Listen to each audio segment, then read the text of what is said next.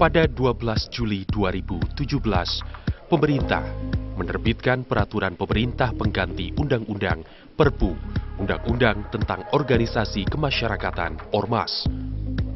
Dengan pertimbangan, Undang-Undang Ormas sebelumnya, Undang-Undang Nomor 17 Tahun 2013 tentang Ormas, sudah tak lagi memadai sebagai sarana mencegah ideologi ormas yang bertentangan dengan Pancasila dan Undang-Undang Dasar 1945. Pada Selasa 24 Oktober 2017, DPR mengesahkan Perpu Nomor 2 Tahun 2017 tentang Ormas menjadi undang-undang.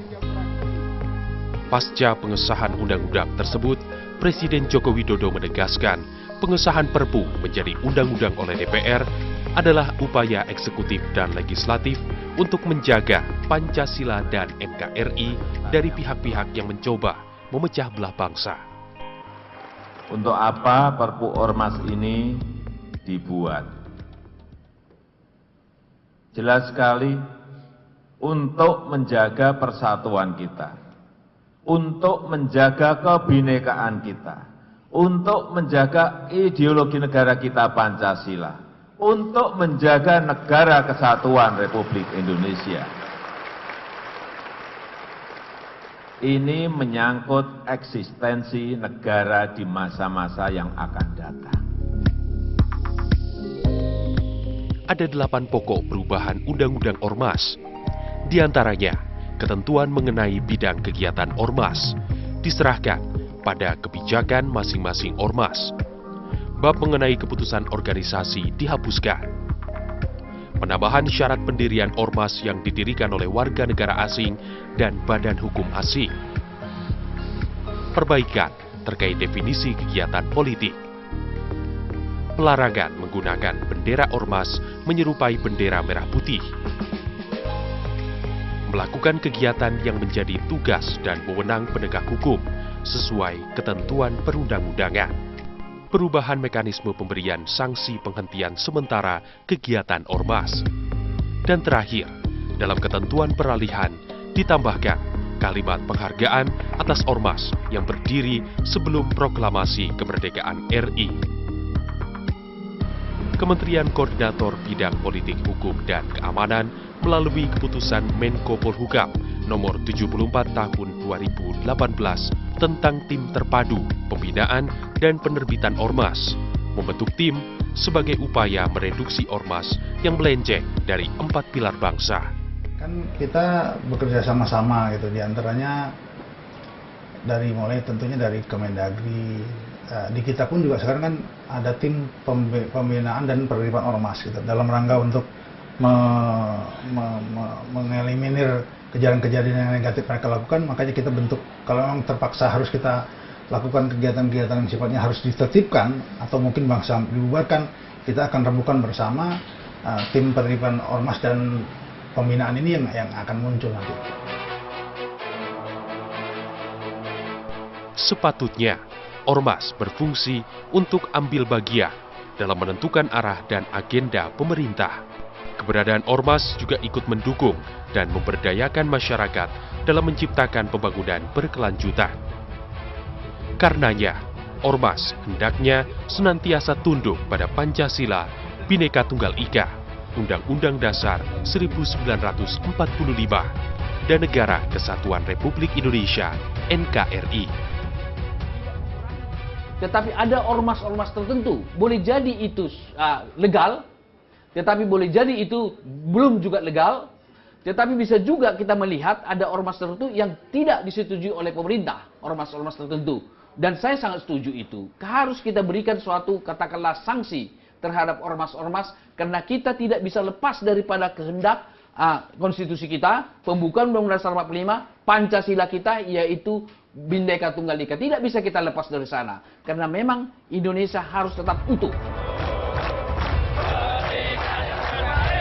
Ormas dapat berperan menjadi agen pemerintah dalam pembangunan, terutama dalam konteks pemberdayaan masyarakat. Pemerintah, selain bertindak tegas dalam menghalau ormas yang bertentangan dengan 4 pilar kebangsaan, juga mengapresiasi ormas-ormas yang dinilai sukses memberdayakan masyarakat. Apresiasi tersebut diberikan lewat Ormas Award yang dihelat Kementerian Dalam Negeri yang telah berlangsung sejak tahun 2017.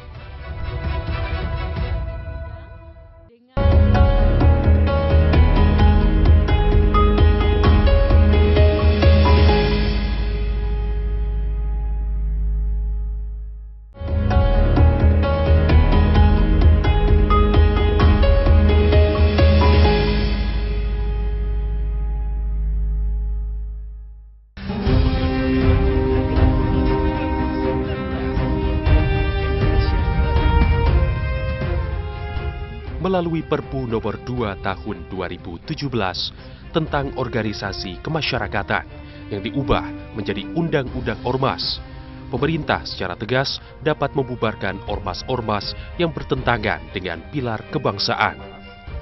Namun di sisi lain, pemerintah memberikan apresiasi bagi ormas yang dinilai membawa kontribusi positif di masyarakat.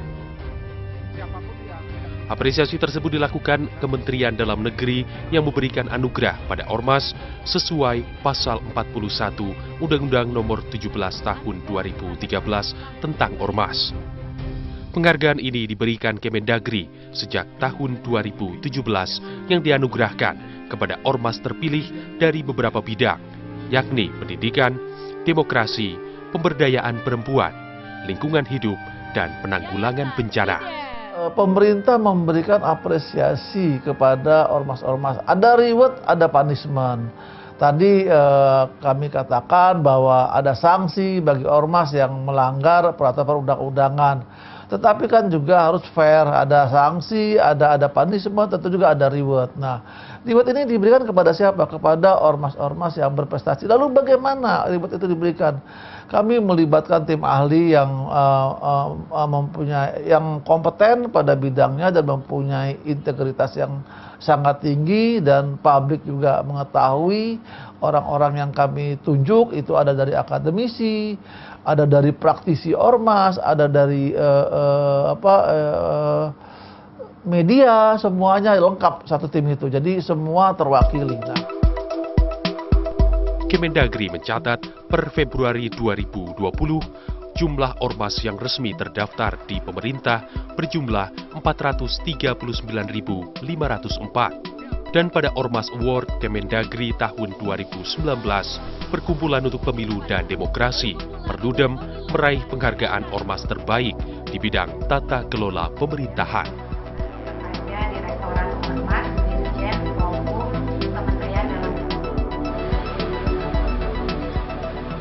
Perludem berdiri pada Januari 2005 dengan status Badan Hukum Perkumpulan. Ide pendirian Perludem tercetus di sela-sela rapat evaluasi Panwas seluruh Indonesia pasca pemilihan legislatif, Pileg, dan pemilihan Presiden Pilpres tahun 2004. Lingkup kegiatan Perludem sepanjang perjalanan organisasi beragam dengan advokasi sebagai kegiatan utamanya. Advokasi yang dilaksanakan Perludem dilakukan dengan pendekatan berdasarkan bukti atau evidence base, sehingga substansi advokasinya memiliki kekuatan akademik yang kuat. Secara umum, kegiatan Perludem meliputi pengkajian terhadap pelaksanaan pemilihan umum di Indonesia, pelatihan terhadap seluruh pihak, baik pemangku kepentingan maupun masyarakat yang terlibat dalam proses pemilu serta masyarakat umum. Selain itu, Perludem juga turut memantau penyelenggaraan pemilu.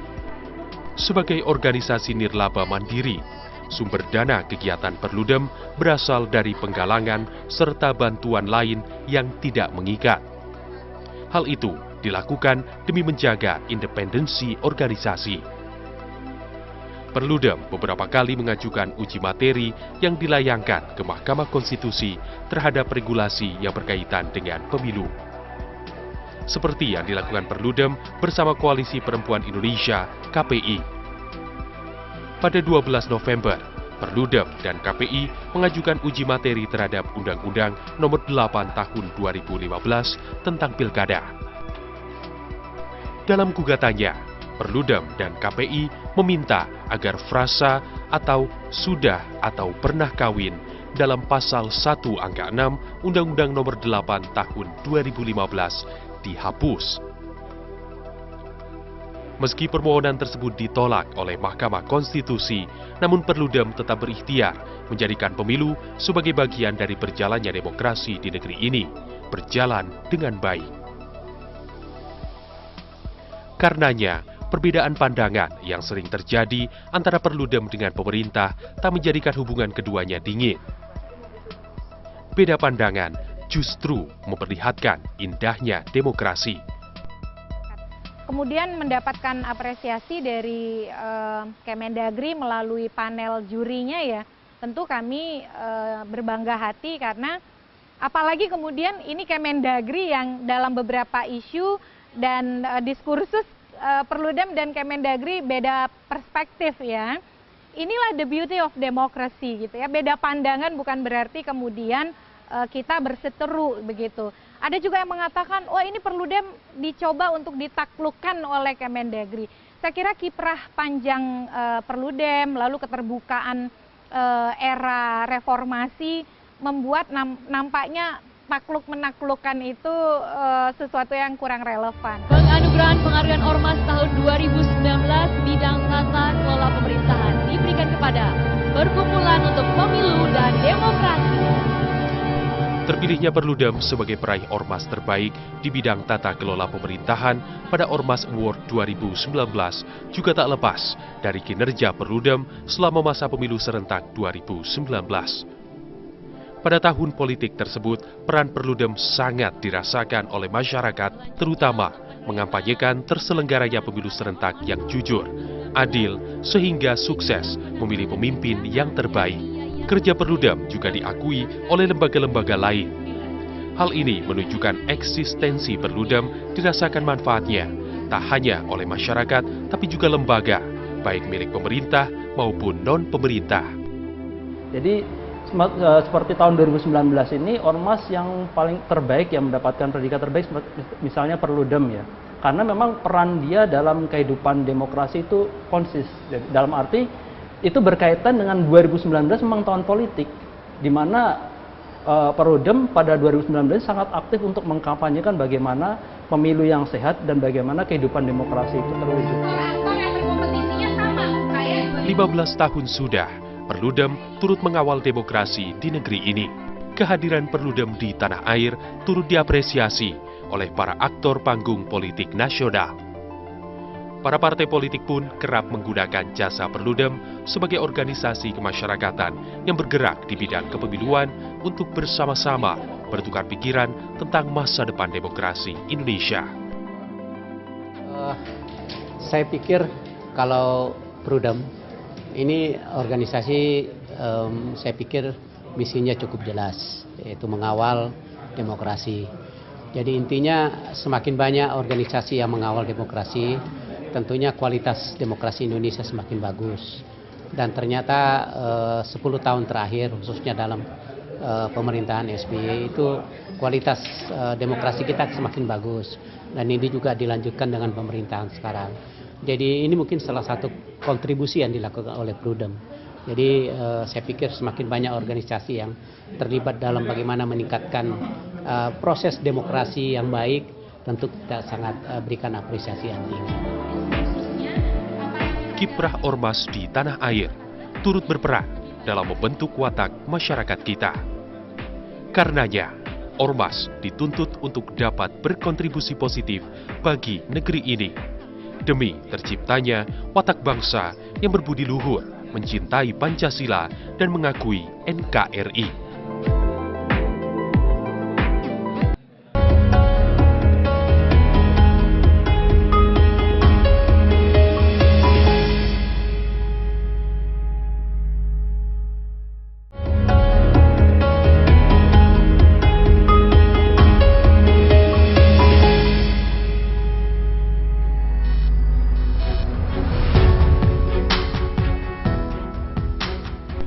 Berdasarkan data Kemendagri pada Maret 2020, tercatat jumlah ormas di Indonesia mencapai 439.504.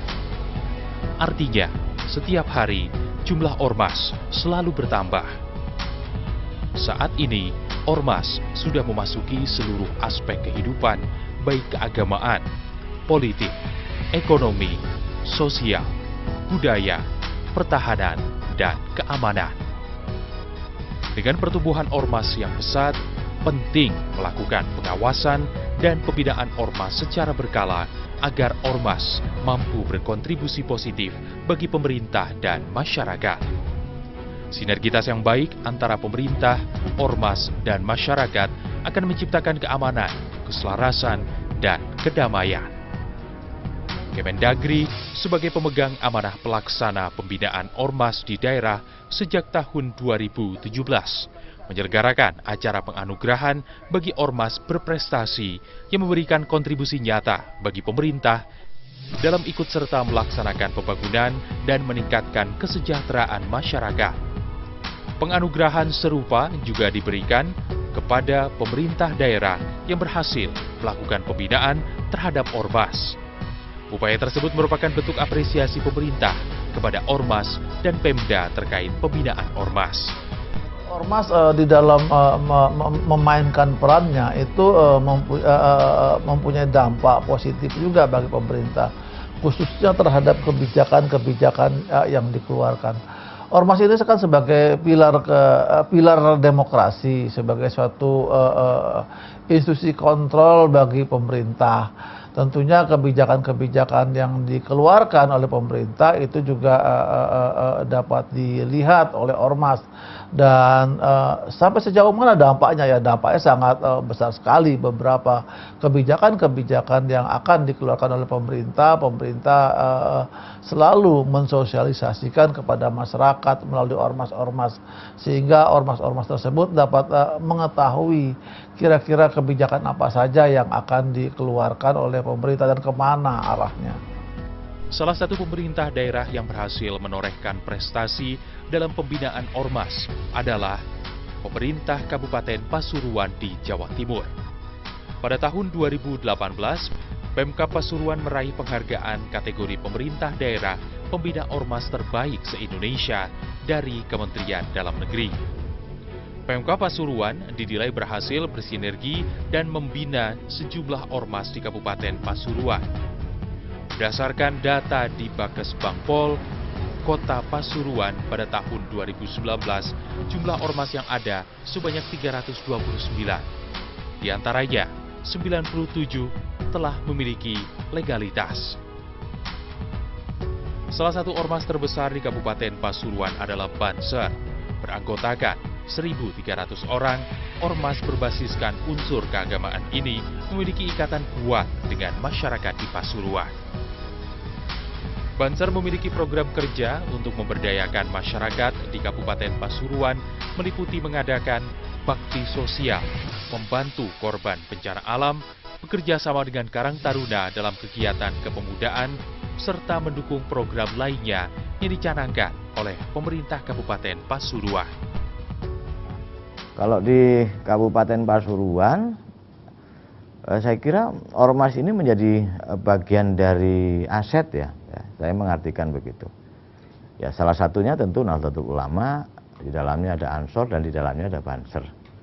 Banyak program-program pemerintah sebenarnya yang tentu ini sangat membutuhkan dukungan dari masyarakat. Nah, salah satunya di dalamnya tentu ada organisasi kemasyarakatan. Di dalamnya ada Banser. Sehingga program-program pemerintah ini paling tidak Banser ini ikut mendukung. Salah satu contoh kecil aja soal pemberantasan narkoba. Bagaimana pemuda-pemuda Ansor, kemudian anggota-anggota Banser ini juga ikut terlibat di dalam mensosialisasikan, di dalam mengantisipasi persoalan narkoba. Yang kedua, soal kebencanaan daerah misalnya. Ya, sukarelawan kebencanaan daerah, ya malah kebanyakan dari sahabat-sahabat dan teman-teman Ansor dan Banser. Ini bentuk sinergisitas antara organisasi kemasyarakatan, dalam hal ini Banser dengan pemerintah. Program pemerintah ini sebagus apapun, tapi kalau nggak tersampaikan kepada masyarakat juga akan bisa jalan. Nah, dengan adanya organisasi kemasyarakatan, saya kira ini akan lebih mudah. Toh ya nanti yang menikmati program pemerintah ini juga masyarakat. Sehingga dibantu oleh organisasi kemasyarakatan yang ada di Kabupaten Pasuruan, ini pemerintah merasa sangat terbantu sekali. Pemkab Pasuruan kerap melibatkan ormas untuk terjun langsung ke masyarakat dalam melakukan berbagai kegiatan. Hal ini mampu menghilangkan stigma negatif mengenai ketidakharmonisan hubungan antara pemerintah dan ormas. Strategi lain yang digunakan oleh Pemkab Pasuruan dalam menjalin harmonisasi dengan ormas adalah menjalin komunikasi dan menyelenggarakan kegiatan fasilitasi pemberdayaan organisasi kemasyarakatan. Pemkab Pasuruan menganggarkan Rp122.302.500 pada tahun 2019 untuk mendukung kegiatan ormas di Kabupaten Pasuruan. Pihak Pemkab ini bukan hanya mengontrol kepada kelompok-kelompok atau komunitas-komunitas yang dibentuk oleh masyarakat, tapi juga melakukan pembinaan pastinya. Ya, dan tidak mudah, 97 ormas ini kan punya arah yang tidak sama. Nah, ini membina mereka untuk membuat Kabupaten Pasuruan menjadi kondusif, menjadi iklim yang kemudian secara ormas ini toleransi, kemudian saling menghormati di antara sesama ormas, berkomunikasi secara aktif sesama ormas. Ini kan juga tidak lepas dari keaktifan Pemkab untuk melakukan kegiatan-kegiatan pembinaan kepada ormas-ormas ini. Hubungan yang baik antara Pemkab Pasuruan dan ormas sangat dirasakan manfaatnya oleh masyarakat. Muhammad Soleh salah satunya. Warga Pasuruan ini pernah dibantu saat mengalami banjir. Untuk tanggapannya itu sangat positif atau banyak manfaatnya, sebab kalau ada musim-musim hujan itu banyak kejadian banjir, apalagi di tempat sekelilingan pondok saya itu kebetulan sekali hujan pasti banjir, itu selalu membantu. Menciptakan harmonisasi antar pemerintah daerah dan organisasi kemasyarakatan sangatlah perlu, karena dengan terjalinnya hubungan baik antar organisasi akan membawa kedamaian di lingkungan masyarakat. Adapun untuk menciptakan stabilitas nasional harus dimulai dengan terciptanya stabilitas wilayah terkecil, mulai dari tingkat kelurahan, kecamatan, kota, dan seterusnya, guna menghindari disintegrasi bangsa.